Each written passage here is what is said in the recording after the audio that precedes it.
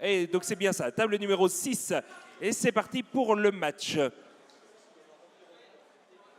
Alors on voit hein, très vite le robot donc les robots des Modélec qui est venu récupérer, qui se dirige vers des plantes, qui essaye de récupérer un maximum de plantes dans son corps, qui fait des allers-retours. Et il a 3 plantes à l'intérieur de lui.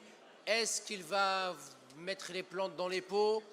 On verra, il a récupéré des pots qu'il a mis aussi dans sa zone, mais non.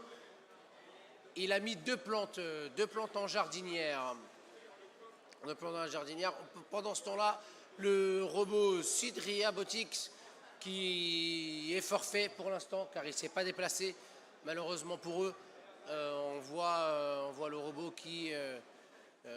c'est toujours le robot des Sudria Botix qui continue de faire sa petite affaire, qui va aller récupérer un maximum de plantes et les mettre en jardinière.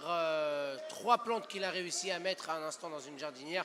Il continue d'aller récupérer d'autres plantes, le Sudria Botix. Oui, et donc Modélec, hein, du côté bleu, ouais.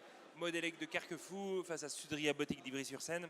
Et les robots continuent à s'activer, hein, le robot continue à s'activer pour marquer des points. On voit qu'il dépose encore des plantes sur la zone de départ, ce qui leur garantit des points. On arrive à 10 secondes de la fin, c'est le lancement des PAMI.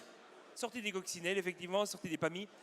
Malheureusement, alors c'est assez drôle à voir, hein, mais voilà, et malheureusement c'est la fin. Voilà. Ouais. Quand je disais tout à l'heure que certains PAMI étaient dotés d'un système d'évitement qui permettait de pouvoir changer de direction en fonction de ce qu'elle avait devant elle, c'est actuellement ce qu'on vient de voir, avec 3 coccinelles qui changeaient de direction en fonction de ce qu'elles avaient devant elles. Voilà, et elles se voyaient elles-mêmes, et malheureusement elles ne sont pas toutes parties au bon endroit, ou pas dans les temps en tout cas. On va laisser les arbitres gérer ça. En tout cas,